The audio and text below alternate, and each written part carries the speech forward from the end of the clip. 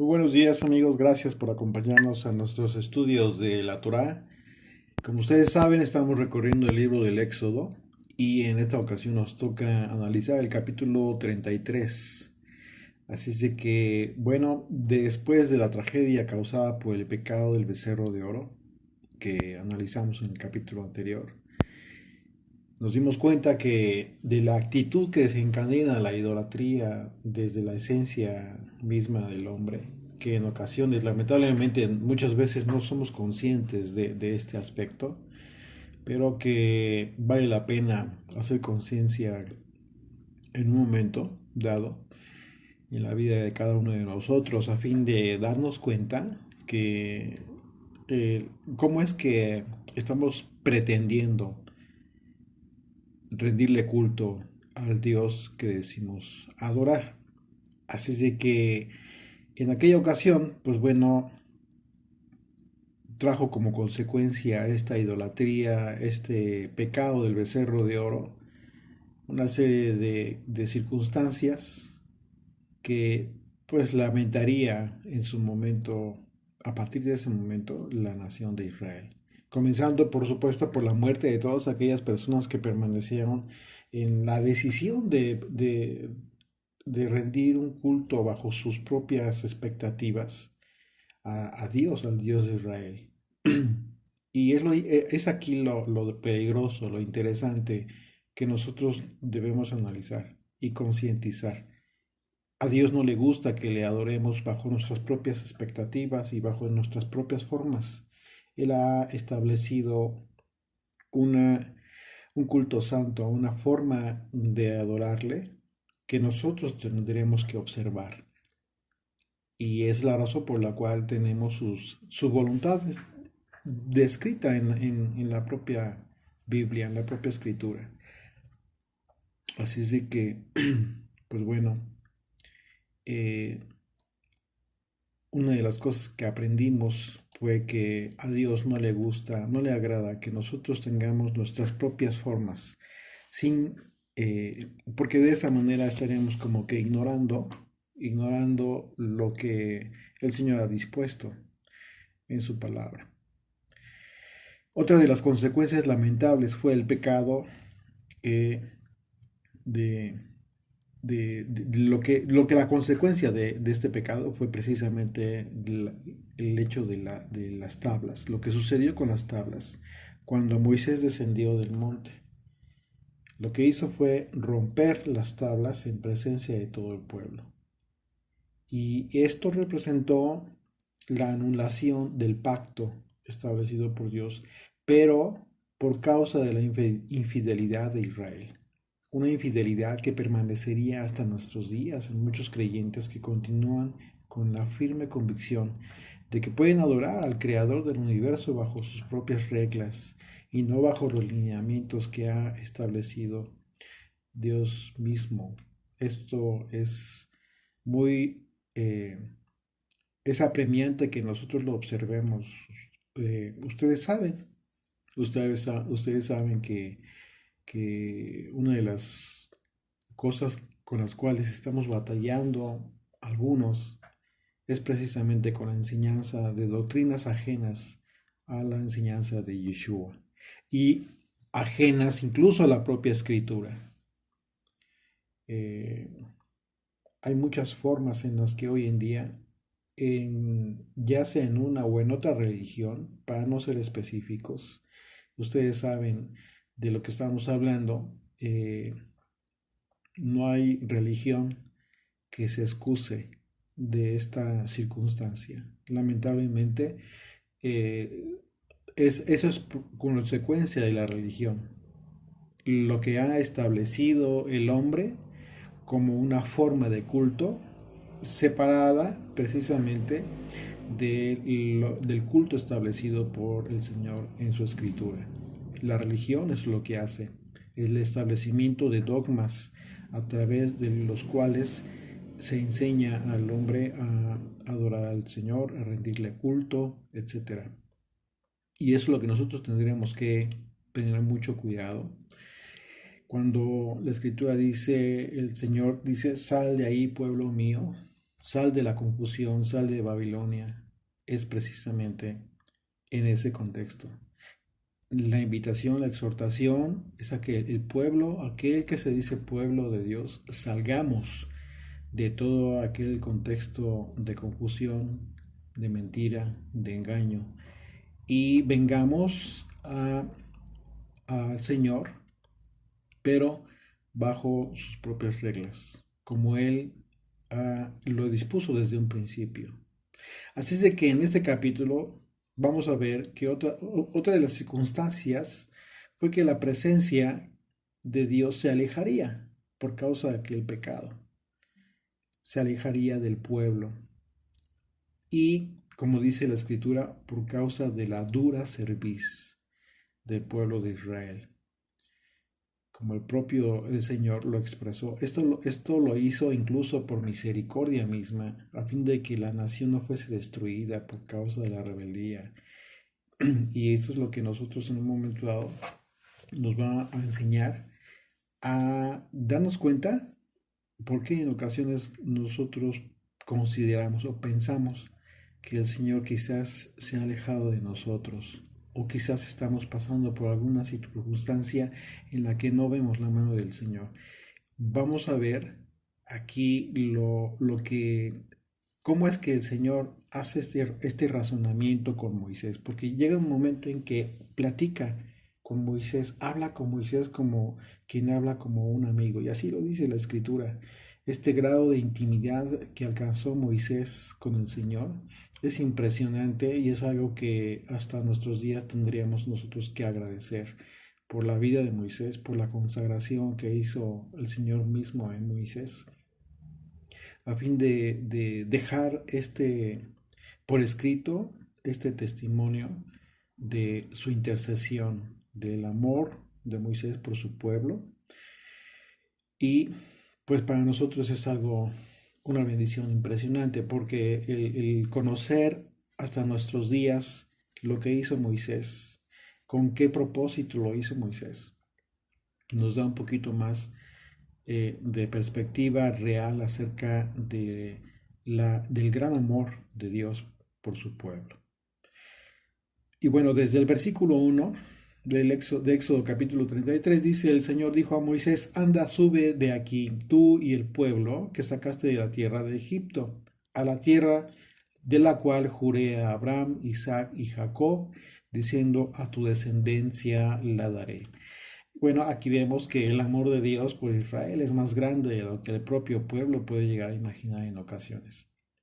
A pesar del pecado tan grande que acaba de cometer el pueblo, el Señor estaba manifestando su fidelidad a su promesa hecha a Abraham, a Isaac y Jacob, a los patriarcas, acerca de la tierra prometida. Sin embargo, el proceso no sería fácil y eso es claro. Nosotros vamos a darnos cuenta que el proceso fue duro, fue difícil por causa del propio pueblo, debido a esta dura cerviz como se expresó el Señor, esta necedad del pueblo como característica del mismo. Y bueno, lamentablemente, lejos de ayudarle esta actitud al pueblo, iba a complicar el alcanzar el objetivo. Pero vamos a darnos cuenta en el proceso que Dios mismo llevó a cabo determinadas circunstancias que le ayudarían al pueblo a alcanzar este proceso. Y una de estas es precisamente esta purificación a través de fuego. Muchas veces no entendemos qué es lo que pasa en nuestras vidas cuando pasamos por circunstancias difíciles, muy duras. Y vamos a darnos cuenta que el propósito de estudiar la Torá y conocer la historia de Israel en su proceso delante de Dios es precisamente cómo es que nosotros podemos vernos reflejados. ¿Y con qué propósito? Pues con el propósito de aprender lo que ocurrió con Israel. Nosotros como pueblo debemos vernos reflejados. Para eso, con ese propósito, tenemos el testimonio por escrito. Verso 2 dice, y yo enviaré delante de ti el ángel, y echaré fuera al cananeo, al amorreo, al eteo, al fereceo, al heveo y al jebuseo, a la tierra que fluye leche y miel.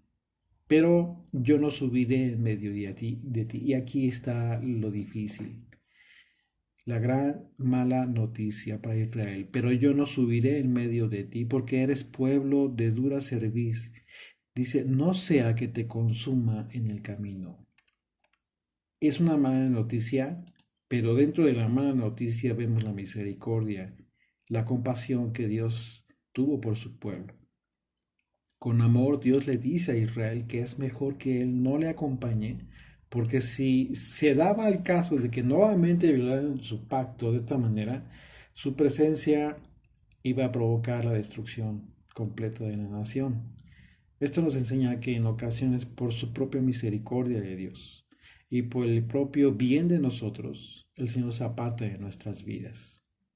Pero por causa de nuestra condición respecto a nuestro duro corazón, y esto nos indica que deberíamos analizar lo que pasa en nuestras vidas. En este contexto de la condición en la que nos encontramos. Y no deberíamos estar siempre considerar que Dios simplemente se alejó de nuestras vidas sin una razón aparente. Siempre hay una razón. Es necesario partir del supuesto que quizás nosotros hemos sido los responsables de que el Señor se aleje su presencia en nuestras vidas, y eso quizás es por nuestro propio bien. Como que dándonos la oportunidad de reconsiderar si realmente queremos eh, que el Señor permanezca en nuestras vidas. Porque ¿quién no lo quiere? Pues todo el mundo lo queremos.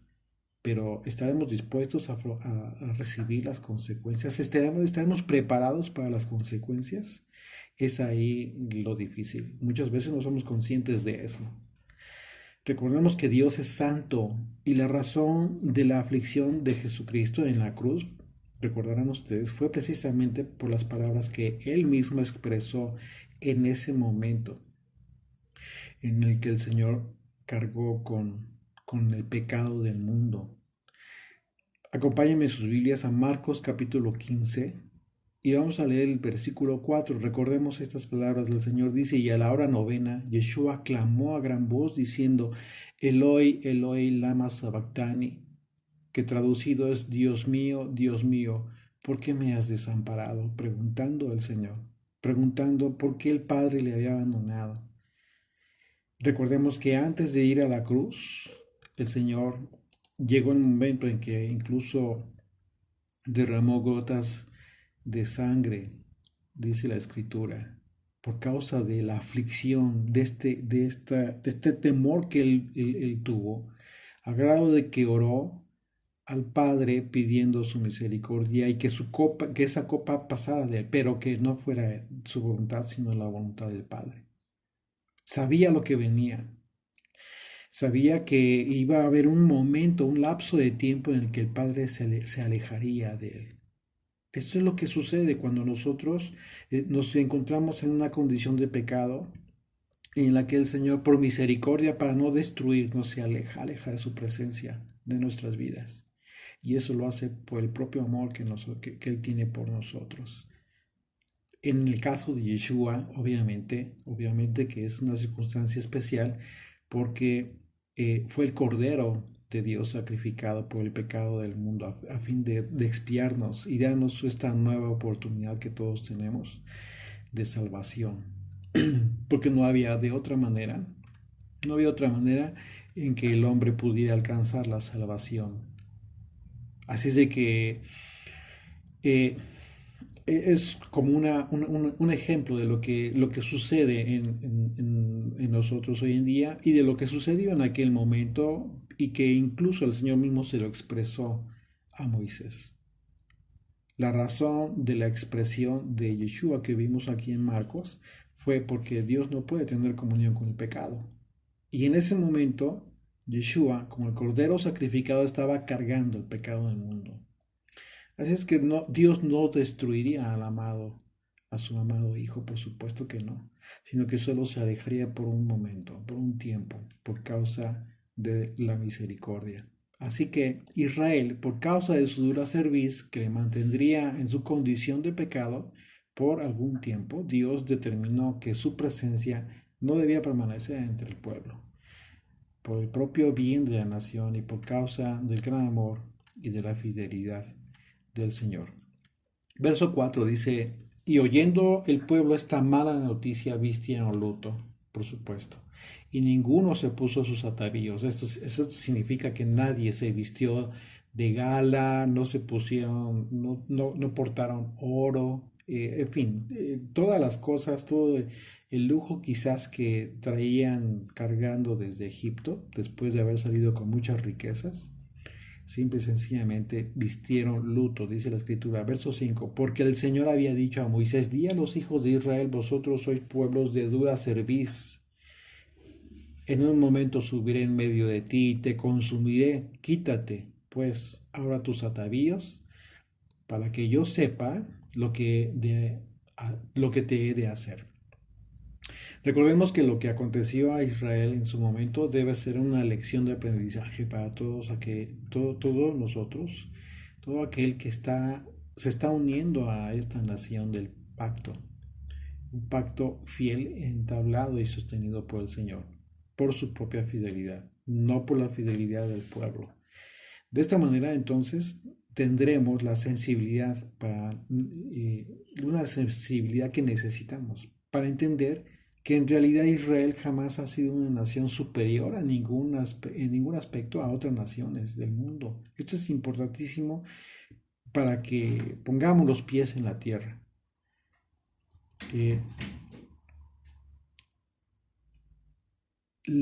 Israel como tal, aquí vemos claramente de la propia expresión de Dios, que finalmente Israel nunca fue como que una nación superior en ese sentido a otra nación del mundo. Era una nación vil, era una nación pecadora, somos una nación pecadora y continuamos teniendo este problema. Sin embargo, eh, tenemos un gran privilegio y el privilegio es por el atributo del Señor. No es, o sea, no es por causa de nosotros. Así es de que cada vez que entendemos que nos hemos equivocado, ese es el momento para tener luto, sabiendo que cada vez que pecamos, el Señor se aleja de nosotros. Y esto es evidentemente debe ser causa de tristeza en nuestras vidas, pero una tristeza que nos haga mantener la convicción firme de aprender de nuestros errores. Y en ello el Señor a través de su Espíritu Santo nos ayuda, por supuesto, siempre que mantengamos la actitud y el espíritu correctos, en humildad y reconocimiento de nuestra condición, la condición que tenemos, con una actitud total de arrepentimiento. Eso es indispensable. Tal como fue manifiesta la actitud de Israel al quitarse sus atavíos y vestir luto. Y vamos a ver a continuación cómo es que Israel, cada vez que Moisés entraba al tabernáculo, a la tienda, que fue incluso sacada del campamento, porque eso fue también una instrucción del Señor, como una manifestación tangible de que ya no iba a estar entre el pueblo. Aún así, el pueblo adoraba al Señor. O sea, es impresionante ver cómo es que en ese momento se ve tangible también el arrepentimiento del pueblo. Verso 6 dice, entonces los hijos de Israel se despojaron de sus atavíos desde el monte Horeb. Y Moisés tomó el tabernáculo y lo levantó lejos, fuera del campamento. Aquí está la expresión manifiesta de lo que había dicho el Señor. Y lo llamó el tabernáculo de reunión. Y cualquiera que buscaba al Señor salía al tabernáculo de reunión que estaba fuera del campamento. Recordemos que el tabernáculo fue construido precisamente porque el anhelo del corazón de Dios era habitar entre su pueblo. Sin embargo, esto no fue posible por causa de la condición de la iniquidad del propio pueblo. El hecho de que Moisés haya levantado el tabernáculo fuera del campamento, pues bueno, fue un simbolismo impresionante, como la confirmación de esta resolución que tomó el Señor respecto de su presencia divina, a fin de que ya no permanecían entre el pueblo. A partir de este momento, ya no solo el velo del lugar santísimo separaba al pueblo del Señor, sino el tabernáculo mismo, su presencia fuera del campamento, como una señal de una separación mayor aún entre Dios y su pueblo. Esto nos recuerda lo que hizo Yeshua a través de su sacrificio. Él abrió el camino al Padre y como parte de esta restauración que inició el Hijo de Dios. Hebreos capítulo 10, de los versículos 19 al 22 dice, así que hermanos, teniendo libertad para entrar en el lugar santísimo por la sangre de Yeshua el Mesías, por el camino nuevo y vivo que Él nos abrió a través del velo, esto es, de su carne, y teniendo un gran sacerdote sobre la casa de Dios. Acerquémonos con corazón sincero, dice, y en plena certidumbre de fe, purificado los corazones de mala conciencia y lavado los cuerpos con agua pura. Es decir, el escritor de la carta a los Hebreos nos está diciendo cuáles son las condiciones para poder acercarse al Señor. Y está siendo muy clara la escritura. Está siendo muy clara de que sin estos atributos, sin estas condiciones, no podemos tener una comunión con el Padre. Regresamos a Éxodo 33, versículo 8 dice, y sucedía que cuando salía Moisés al tabernáculo, todo el pueblo se levantaba y cada cual estaba en pie a la puerta de su tienda. Aquí está la expresión de arrepentimiento del pueblo. Una vez más, versículo 8, y sucedía que cuando salía Moisés al tabernáculo, todo el pueblo se levantaba y cada cual estaba en pie a la puerta de su tienda y miraba en pos de Moisés hasta que él entraba en el tabernáculo. Cuando Moisés estaba en el tabernáculo, la columna de nube descendía y se ponía a la puerta del tabernáculo y el Señor hablaba con Moisés.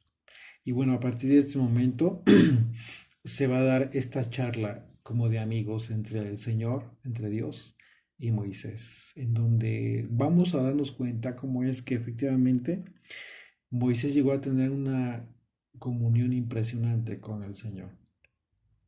Derivado de este pasaje podremos nosotros considerar que Moisés veía a Dios. Sin embargo, este es uno de los pasajes en donde la Escritura muestra la presencia divina a través del ángel del Señor, es decir, aquel que acompañaría a Israel y le seguiría por el desierto hasta la tierra prometida, como se expresa en el versículo 2 de este capítulo.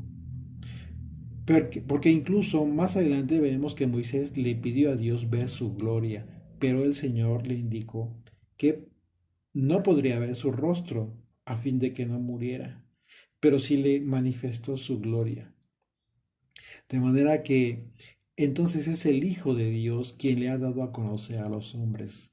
Y entender esta dinámica de conocer a Dios, de hablar con Dios como lo hizo Moisés, es única. ¿Por qué? Porque la propia Escritura nos dice que a Dios nadie le ha visto. Y no le ha visto hombre y ha vivido, ¿no? O sea, no podría, incluso el Señor mismo le dice a Moisés que a fin de que no muriera, no podría ver su rostro. Juan 1, versículo 18, dice, a Dios nadie le vio jamás. El unigénito Hijo que está en el seno del Padre, Él le ha dado a conocer.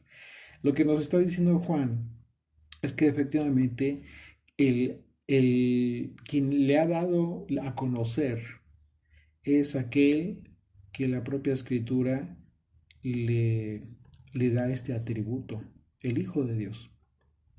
Pero por otro lado, la propia Escritura nos revela que todo aquel que ha visto a Yeshua ha visto al Padre. Dice Juan 14, versículo 8, Felipe le dijo, Señor, muéstranos al Padre y nos basta. Yeshua le dijo, ¿tanto tiempo hace que estoy con vosotros y no me has conocido, Felipe? El que me ha visto a mí, ha visto al Padre. ¿Cómo pues dices tú, muéstranos al Padre? Ante la evidencia de la Escritura, de estos versículos, a nosotros nos puede quedar claro que quien ha visto al Hijo ha visto al Padre, pero la pregunta sería, ¿cómo podríamos nosotros asegurar que hemos visto al Hijo? ¿Cómo podrías tú asegurar? ¿Cómo podrías tú ser consciente de que has visto al Hijo? Bueno, todo aquel que ha comprendido que el propósito de la cruz, eh,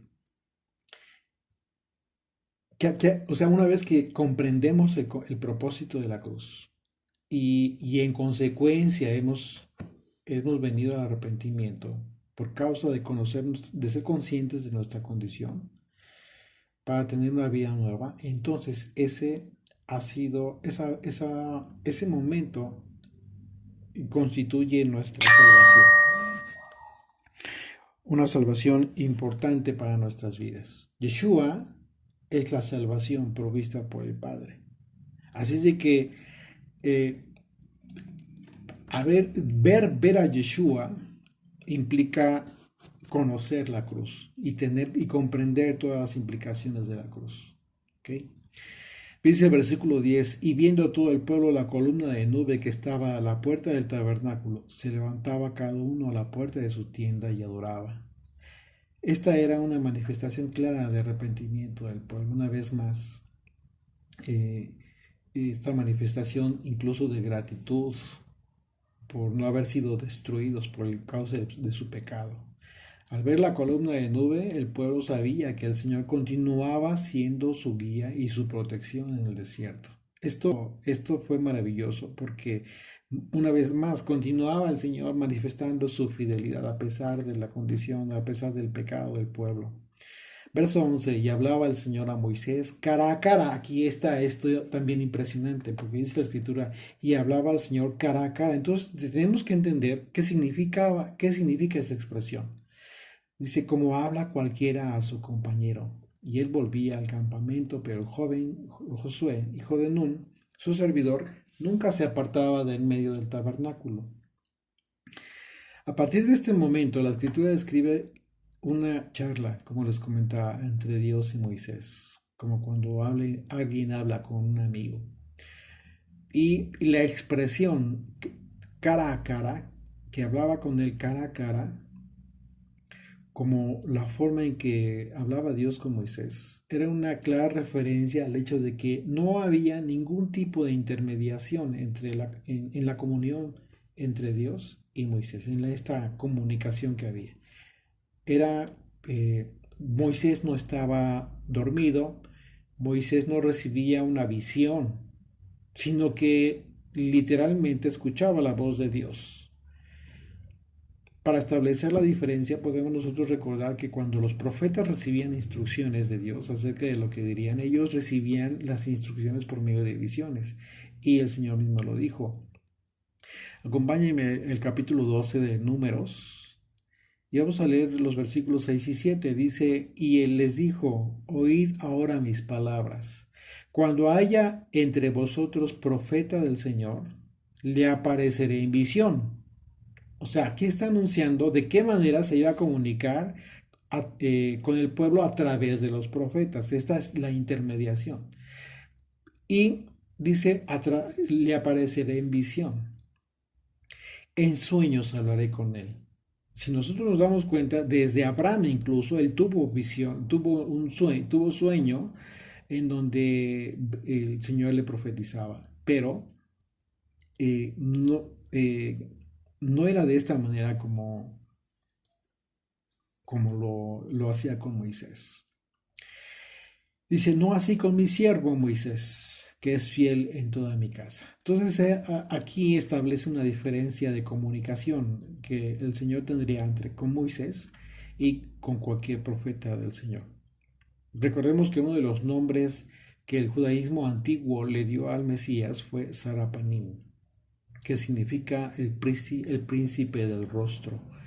Y en este pasaje la expresión en hebreo acerca de la forma en que el Señor hablaría con Moisés, dice la escritura cara a cara, lo que en hebreo se expresaría panim, el panim, que traducido es rostro a rostro.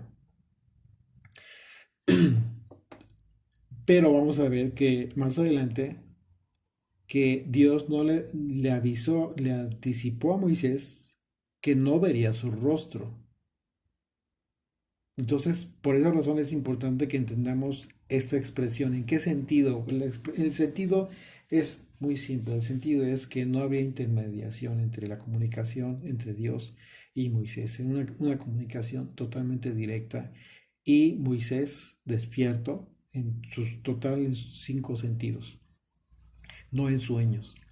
Verso 12 de Éxodo 33, regresamos, dice, y dijo Moisés al Señor, mira, tú me dices a mí, saca este pueblo, y tú me has declarado a quién enviarás conmigo. Sin embargo, tú dices, yo te he conocido por tu nombre y has hallado también gracia en mis ojos. Moisés quería conocer lo que el Señor se proponía hacer con su pueblo.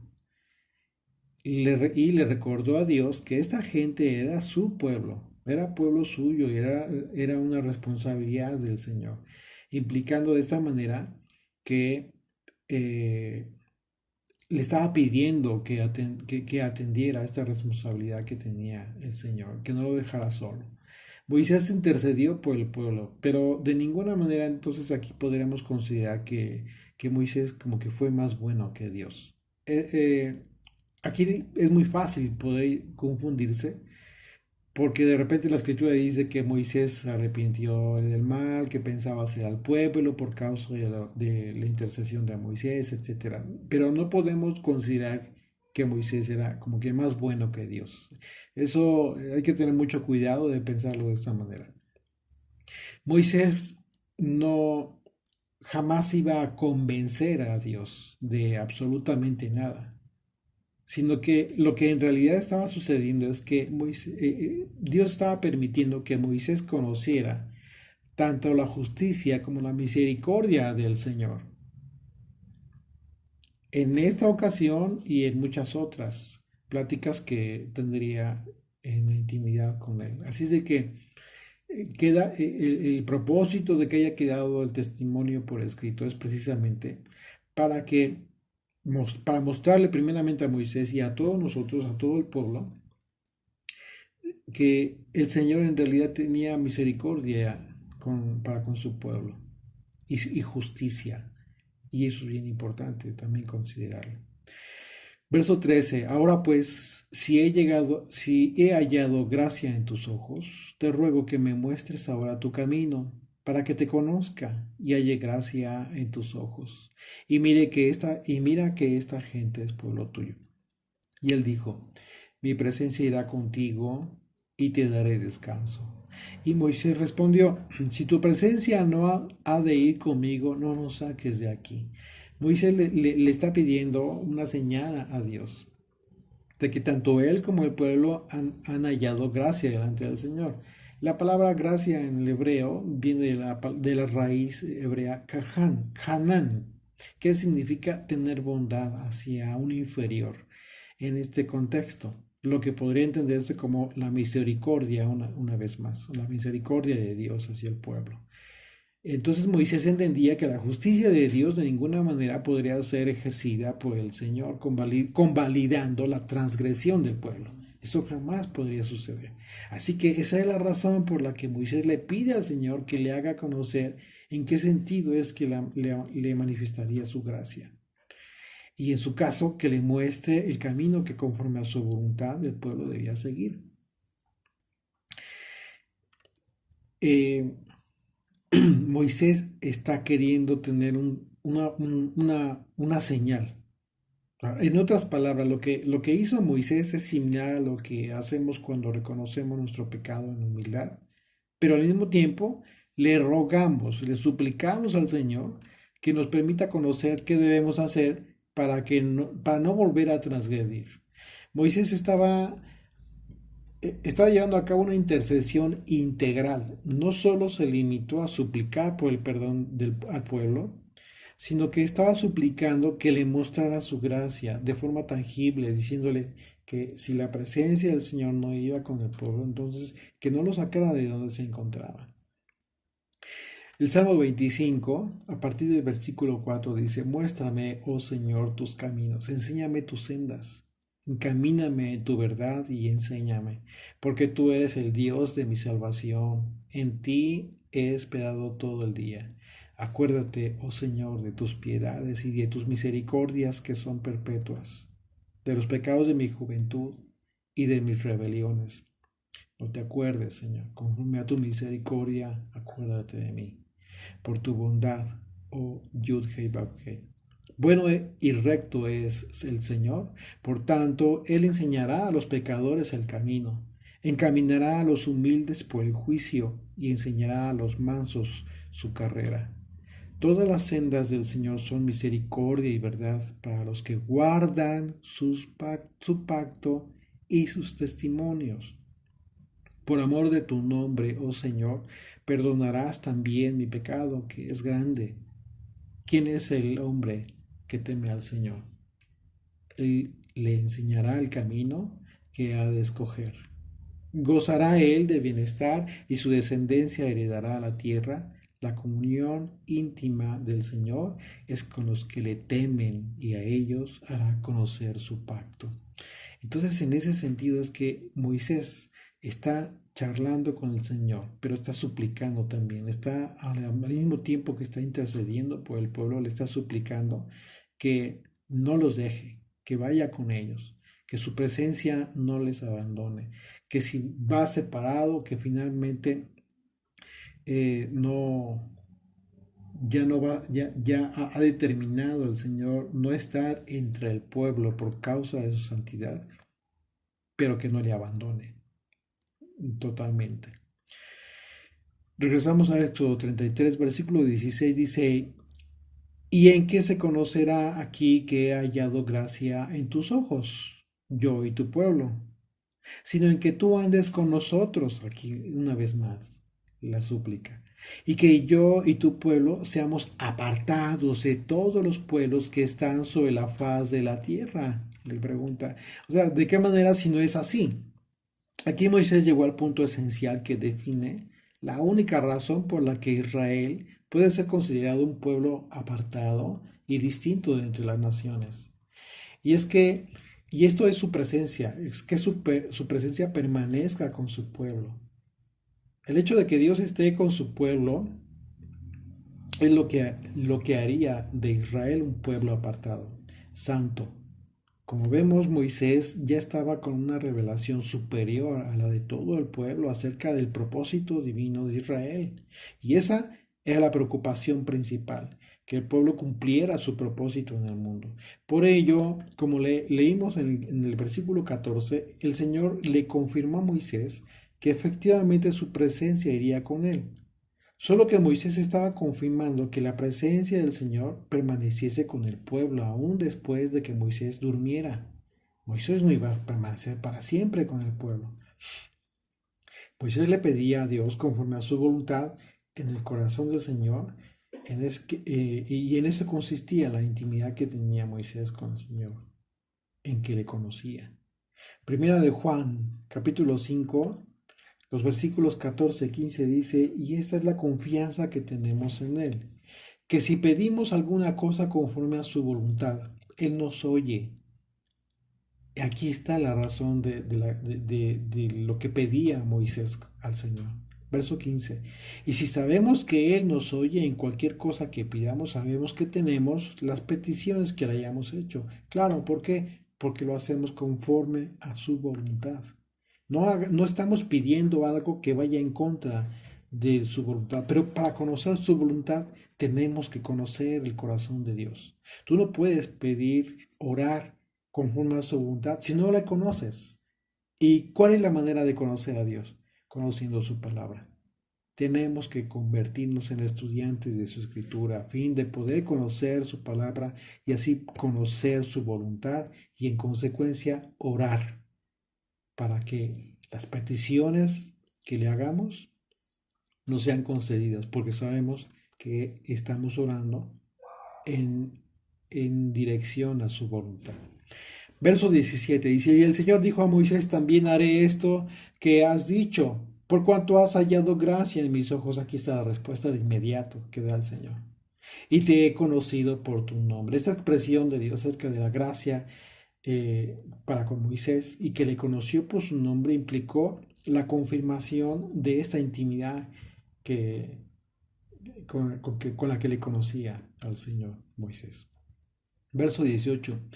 Él entonces dijo, te ruego que me muestres tu gloria. Va más allá, Moisés, va más allá y le dice, te ruego que me muestres tu gloria. Y le respondió, yo haré pasar todo mi bien delante de tu rostro.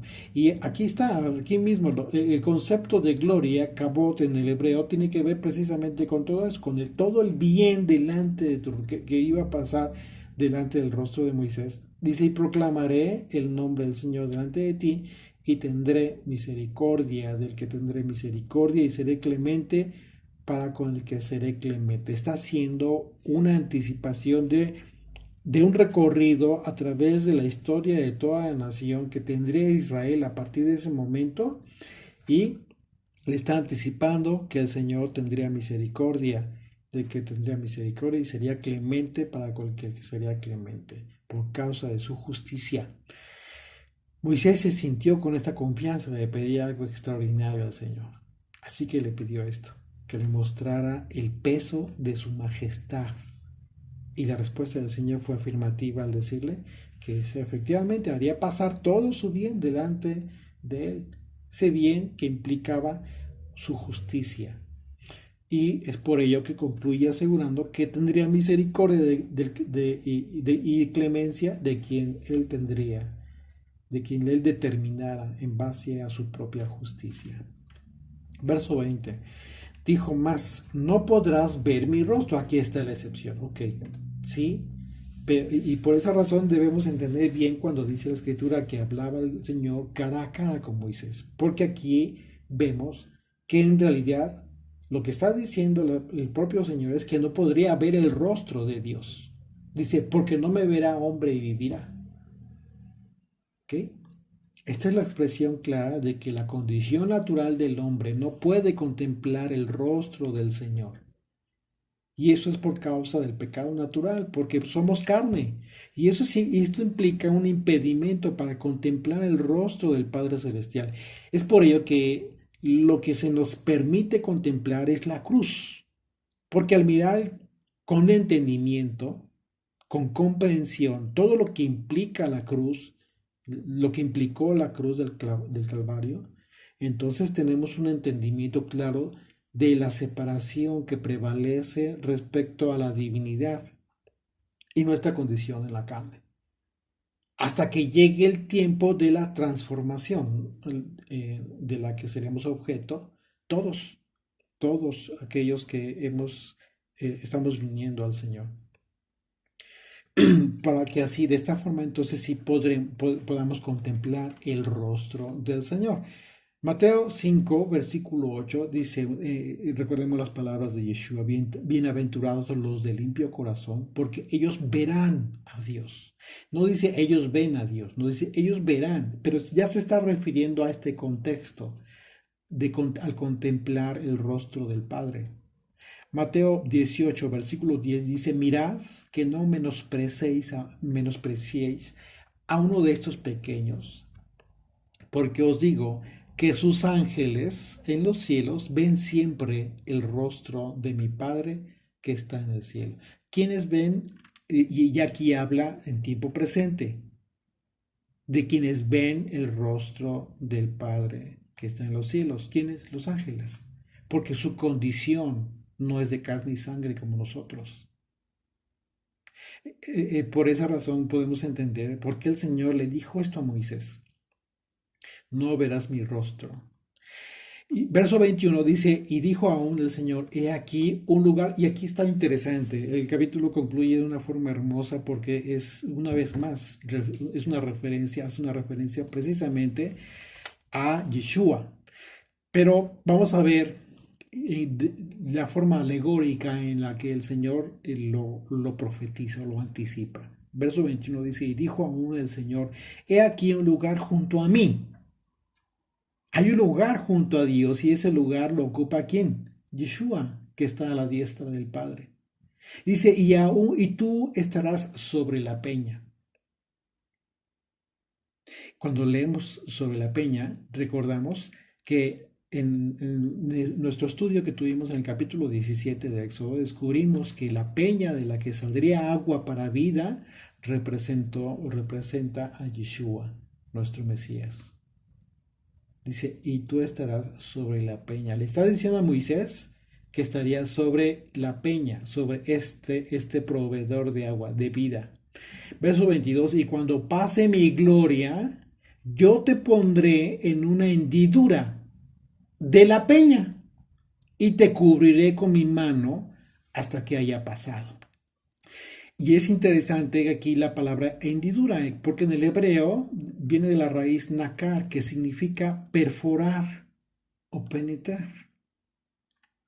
Lo que nos remite una vez más a la sombra profética de la cruz, en donde Yeshua llevó a cabo la expiación del pecado del mundo. Ahí donde su cuerpo fue perforado por causa de la gloria del Todopoderoso. Es decir, por causa del favor, de la gracia y la misericordia de Dios. Porque de esa perforación de Yeshua salió sangre y agua. Y estos dos elementos simbolizan la purificación y la santificación que adquiere todo aquel que viene a la fe, a la fidelidad del Hijo de Dios. Por eso Moisés, como sombra profética, en representación de todo el pueblo de Israel hasta nuestros días, vería la gloria del Señor, su justicia, su bondad, definida como todo el peso de su majestad a través de aquella hendidura en la vida de Jesucristo. Y que por causa de su gracia fuimos cubiertos, como fue cubierto Moisés por la mano del Eterno a fin de no ser destruido. Y así no somos destruidos. Verso 23 dice, después apartaré mi mano y verás mis espaldas, mas no se verá mi rostro. Esta experiencia extraordinaria de Moisés nos muestra la forma en que hoy en día Israel puede ver la gloria del Señor. Y es a través de la comprensión de la cruz, el evento que representa la manifestación del amor más grande y fiel de Dios por su pueblo, aquellos que se constituyen Israel, y que tenemos la oportunidad de ser perdonados de nuestros pecados si podemos llegar a comprender el sacrificio del Santo de Israel. Solo así es posible que el Señor aparte su mano, porque nosotros sabemos que lo que significaron las marcas de las espaldas del Hijo de Dios. Así es de que conozcamos al Señor a través de esa cruz, la cruz maravillosa que nos proveyó de salvación.